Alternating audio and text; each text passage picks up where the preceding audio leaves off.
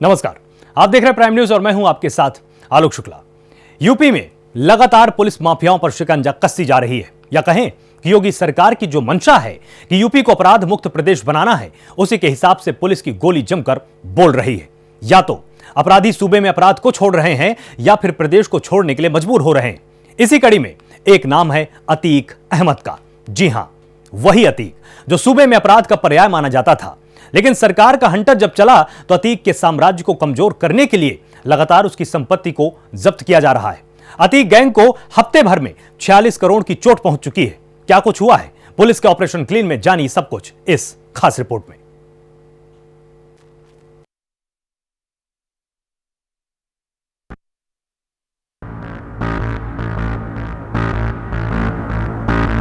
उत्तर प्रदेश, जी हां, वही उत्तर प्रदेश जो देश में सबसे अधिक जनसंख्या वाला राज्य है, लेकिन इसके साथ ही एक पहचान और भी इससे जुड़ी हुई थी, और वो पहचान थी एक अपराध प्रदेश की।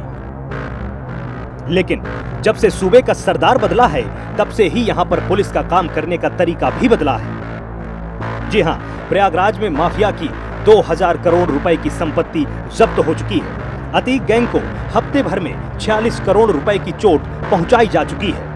गुजरात के अहमदाबाद जेल में बंद बाहुबली पूर्व सांसद अतीक अहमद के बीते एक हफ्ते में छोटे भाई अशरफ समेत 4 लोगों की तकरीबन 46 करोड़ रुपए की संपत्ति पर कुर्की का नोटिस लगा दिया गया। कोरोना संकट काल में शासन प्रशासन की ओर से गुंडों माफियाओं के खिलाफ कार्रवाई पर रोक लगी थी।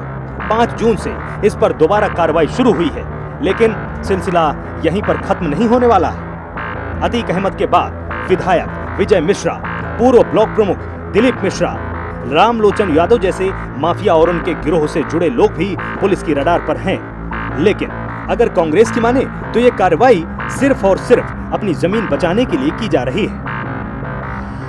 तमाम सारे जो जनहित के मुद्दे हैं, चाहे वो अपराध हो, सुरक्षा हो, बेरोजगारी हो, महंगाई हो, इन सवालों पर योगी सरकार और मोदी सरकार क्यों भागती है, क्यों नहीं जवाब देती है? देश संविधान से चलेगा या योगी आदित्यनाथ जी के संविधान से? संविधान में हर आदमी को जीने का अधिकार है।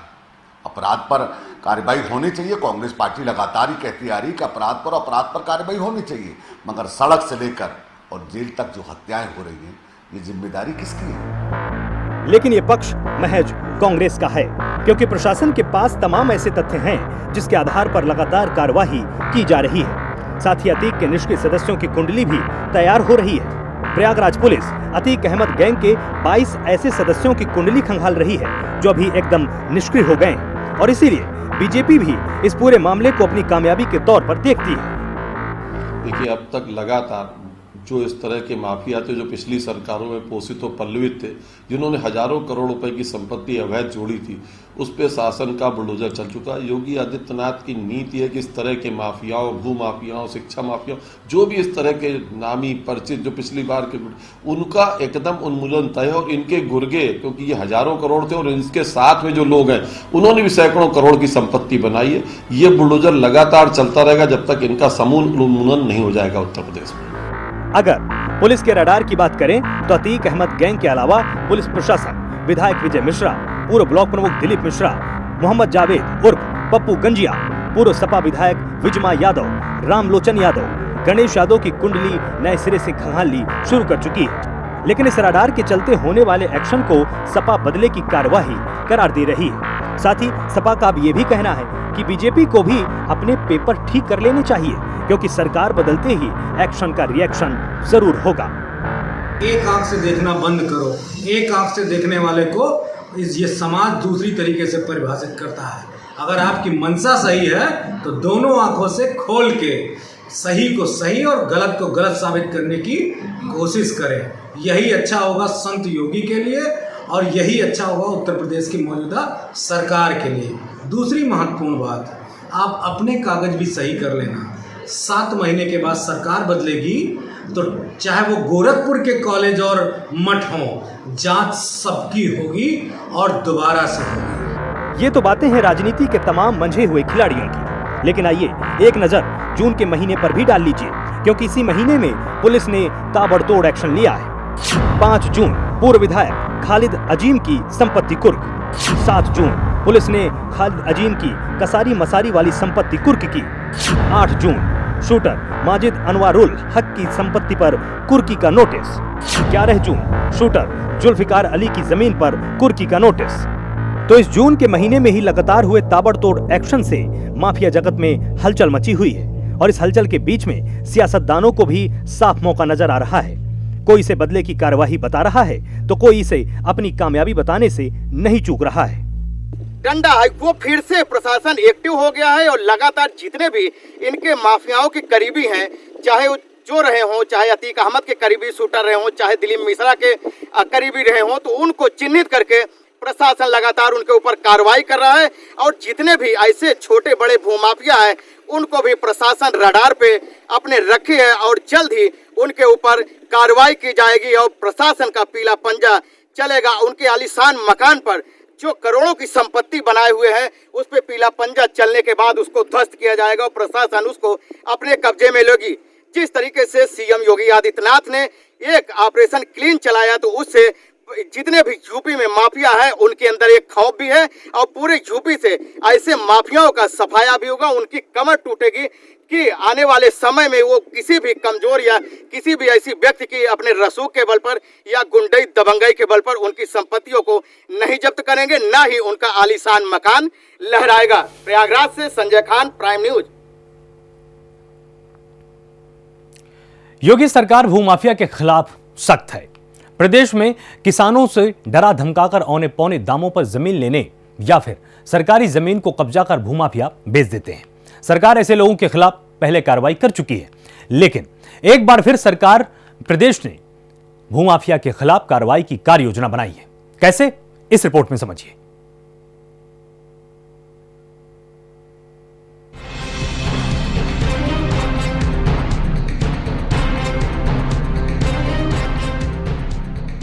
उत्तर प्रदेश के मुख्यमंत्री योगी आदित्यनाथ के निर्देश पर प्रदेश भर में गिरोह बनाकर अपराध करने वाले माफियाओं पर शिकंजा कसने का सिलसिला जारी है।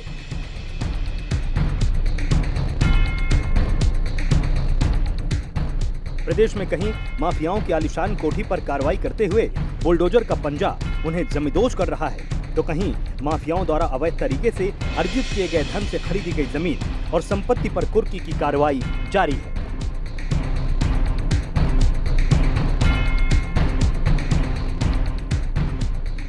इस कड़ी में सरकार मुख्तार अंसारी के काले साम्राज्य का अंत करने के लिए कड़ी कार्रवाई कर रही है। पहले मुख्तार को पंजाब की जेल से यूपी की बांदा जेल बुलाया गया और अब उसकी आर्थिक रूप से कमर तोड़ी जा रही है। हाल ही में मऊ में मुख्तार अंसारी की अवैध संपत्ति पर प्रशासन ने बड़ी कार्रवाई की। प्रशासन ने अवैध रूप से अर्जित की गई मुख्तार की कई एकड़ जमीन कुर्क कर दी।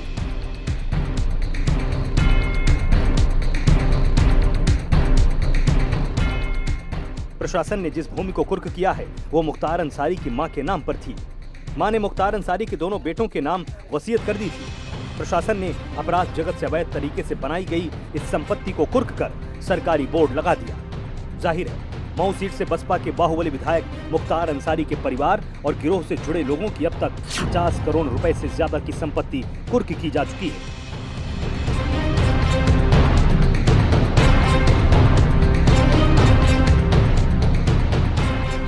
इसके पहले लखनऊ के हजरतगंज इलाके में मुख्तार अंसारी की संपत्ति पर बुलडोजर चला था। मुख्तार अंसारी की संपत्ति लखनऊ विकास प्राधिकरण के जोन 6 हजरतगंज गांधी आश्रम के बगल में थी, जिसे अवैध तरीके से मुख्तार ने बनाया था। प्रशासन ने इस पर बुलडोजर चलाया था।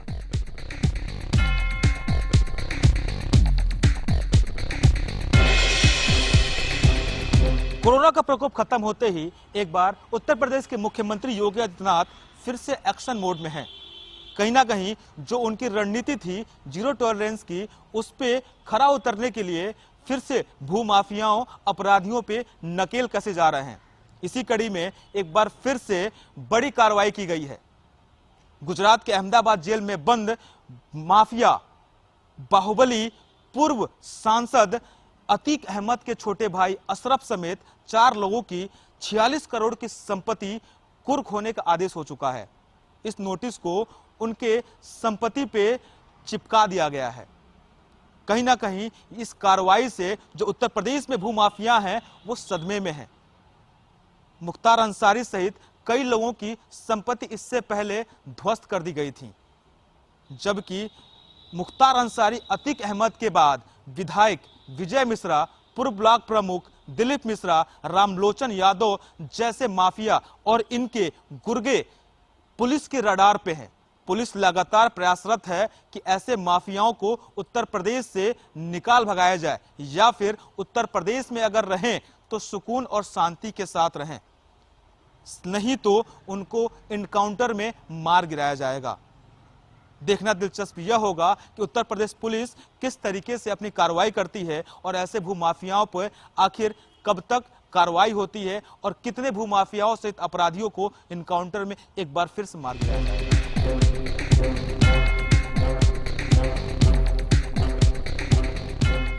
मऊ सदर के बाहुबली विधायक मुख्तार अंसारी के आर्थिक साम्राज्य को ध्वस्त करने को लेकर जिला प्रशासन और पुलिस प्रशासन गोपनीय तरीके से काम कर रहा है।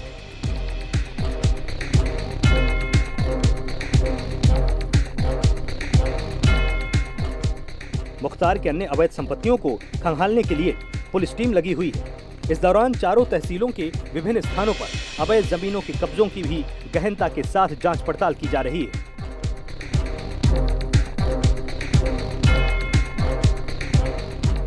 वहीं दूसरी तरफ जमीन की खरीद फरोख्त करने वाले दबंगों पर भी पुलिस की पैनी नजर है।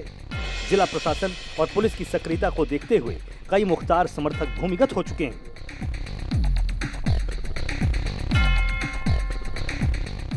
माफिया से विधायक बना मुख्तार अंसारी वैसे तो मूल रूप से गाजीपुर जनपद का रहने वाला है, लेकिन उसकी वास्तविक कर्मस्थली मऊ जनपद ही रही है।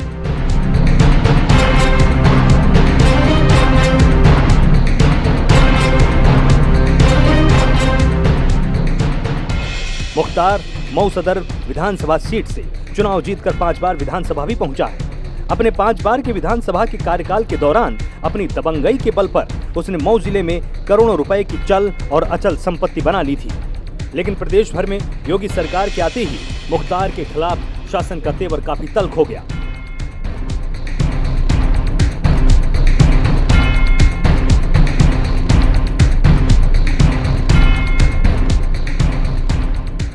शासन द्वारा मुख्तार के खिलाफ तेवर तल्ख होने के साथ ही जिला प्रशासन के उच्च अधिकारी समेत पुलिस प्रशासन भी माफिया के खिलाफ कार्रवाई को लेकर काफी सक्रिय हो गया। अब तक 76 करोड़ 21 लाख रुपए से ज्यादा की अवैध चल और अचल संपत्ति पर कार्रवाई की जा चुकी है।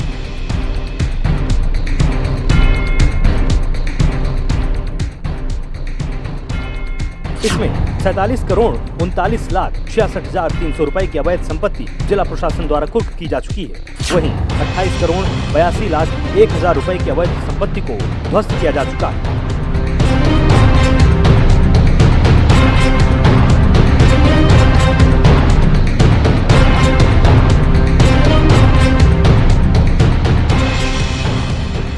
अब इन कार्रवाइयों के साथ जिला प्रशासन और पुलिस प्रशासन की टीम मुख्तार अंसारी के अन्य आर्थिक साम्राज्य को ध्वस्त करने के लिए गोपनीय तरीके से काम में जुटी हुई है।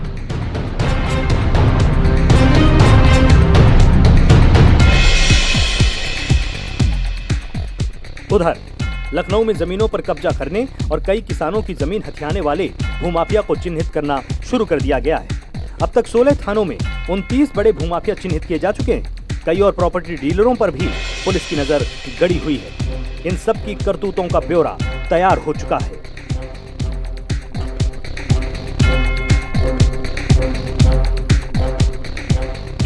इनमें 2 भूमाफिया पर गैंगस्टर एक्ट भी लग चुका है। पुलिस का दावा है कि इस एक्ट के तहत ही इन भूमाफियाओं की संपत्ति कुर्क की जाएगी।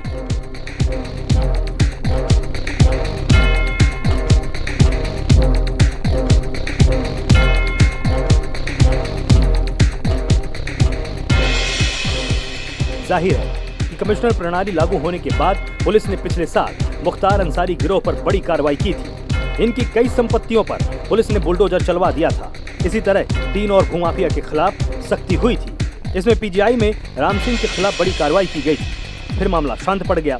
अब पुलिस फिर से भूमाफिया पर नकेल कस रही है। इसी कड़ी में सभी एडीसीपी और एसीपी को इस सूची को तैयार करने को कहा गया था। जिला प्रशासन स्तर से भी भूमाफिया की सूची तैयार की गई।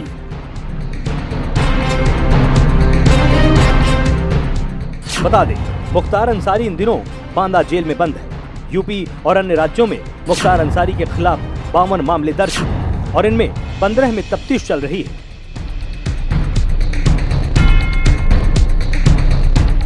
बीजेपी विधायक कृष्णानंद राय हत्याकांड और कई अन्य मामलों में मुख्तार अंसारी जेल में है। एटा में प्रशासन की बड़ी कार्रवाई। सपा नेता की अवैध मार्केट ध्वस्त। अवैध कब्जा कर बनाई गई थी मार्केट। एटा में पूर्व जिला पंचायत अध्यक्ष और समाजवादी पार्टी के कद्दावर नेता जोगेंद्र सिंह यादव समेत उनके भाई और पूर्व विधायक रामेश्वर सिंह यादव की मंडी समिति स्थित मार्केट को ध्वस्त किया गया है।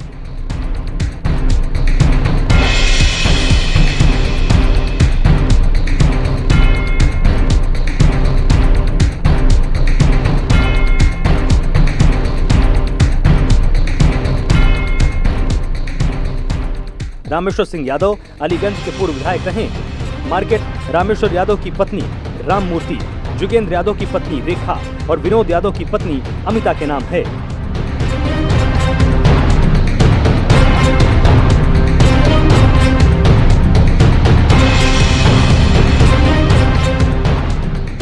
एडीएम विवेक मिश्रा और एसडीएम अब्दुल कलाम के नेतृत्व में लगभग 10 थानों की फोर्स, पीएसी और फायर ब्रिगेड के अधिकारी और कर्मचारी मौके पर 2 बुलडोजर लेकर पहुंचे थे।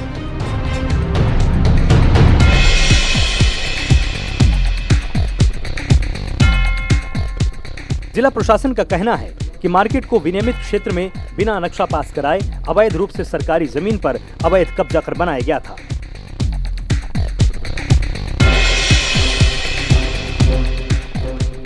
वहीं पूर्व जिला पंचायत अध्यक्ष सपा नेता जोगेंद्र सिंह ने कहा कि सिविल कोर्ट सीनियर डिवीजन के स्टे के बावजूद जिला प्रशासन गैर कानूनी तरह से मार्केट को तोड़ रहा है। उन्होंने ये भी कहा कि जिला पंचायत चुनाव में मेरी जीत से बौखलाकर बदले की कार्रवाई के तहत मार्केट को अवैध रूप से तोड़ा जा रहा है।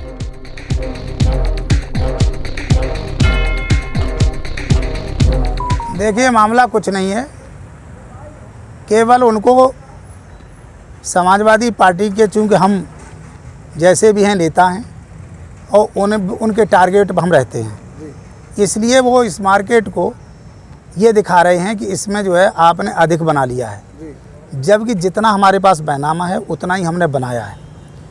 उसके साथ साथ इसमें सिविल कोर्ट का आदेश, स्टे का आदेश है, यथास्थिति का आदेश है। यथास्थिति का जब सिविल कोर्ट का आदेश है तो इनको पैमाइश करने का या इस पर कोई भी ध्वस्तीकरण की कार्रवाई करना ये बिल्कुल इनके अधिकार में नहीं है। लेकिन अभी इस समय इस सरकार में कोर्ट को या कचहरी को किसी क्या माना जाएगा, उन्हें जो करना है वो करना है। वो पैमाइश कर रहे हैं तब भी हमको संतुष्ट नहीं कर रहे हैं, उन्हें जो करना है वो कर रहे हैं। सिविल कोर्ट का स्टे है वो दिखा, जबकि माननीय हाई कोर्ट ने ये कहा है कि 2 अगस्त तक, कोरोना काल तक कोई भी कार्रवाई नहीं होगी। लेकिन उन्हें जो है जिला पंचायत का चुनाव दिखाई दे रहा है कि जिला पंचायत के चुनाव से पहले इनको डिमोलिश किया जाए, इनको उत्पीड़न किया जाए, इनका हरसमेंट किया जाए, जैसे कि पूरे प्रदेश में हो रहा है। तो उसी की एक ये पार्ट है। आप क्या मानते हैं, कार्रवाई जो हो रही है आपके हिसाब से सही नहीं हो रही? बिल्कुल अन्यायपूर्ण और घोर निंदनीय। और जिलाधिकारी एटा बात करने को तैयार नहीं, मिलने को तैयार नहीं, आदेश देखने को तैयार नहीं। वो अभी 4 दिन, उनको 1 हफ्ता हुआ है आए, तो शायद हमें मालूम पड़ता है उन्हें हमारी फिरती कार्रवाई में गोल्ड मेडल मिलना है, तो वो वही कर रहे हैं, सो करें। आपको प्रशासन द्वारा संतुष्ट नहीं किया गया? नहीं, प्रशासन, अब आप बताओ, यहाँ कोई चीज़ है जहाँ पे 1000 सिपाही फोर्स के लगे हुए हैं, सारे जिलाधिकारी लगे हुए हैं, यहाँ क्या बवाल है? यहाँ तोड़ना हम खुद ही तोड़ देंगे अगर आप ये कहो कि नहीं हम तोड़ेंगे। अब लेकिन नहीं, उन्हें तमाशा करना है पूरे जिला में। यहाँ जोगेंद्र सिंह यहाँ इतना फोर्स था, इतना अधिकारी थे, उन्हें बेइज्जत करना है, जबकि कोर्ट का स्टे है। हम हाई कोर्ट जाएंगे, सुप्रीम कोर्ट जाएंगे।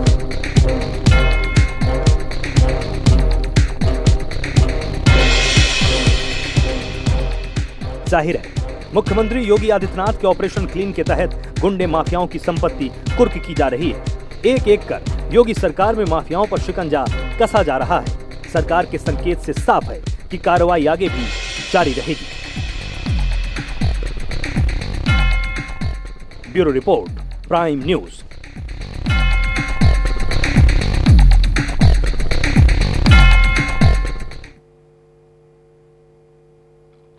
तो जैसे कि योगी सरकार की मंशा थी कि उत्तर प्रदेश को अपराध मुक्त प्रदेश बनाना है, उसी की कड़ी में लगातार पुलिस एक्शन ले रही है और माफियाओं के शिकंजे से पूरे प्रदेश को आजाद कर रही है। फिलहाल इस पूरी खास पेशकश में सिर्फ इतना ही। आप लगातार जुड़े रहिए प्राइम न्यूज के साथ। नमस्कार।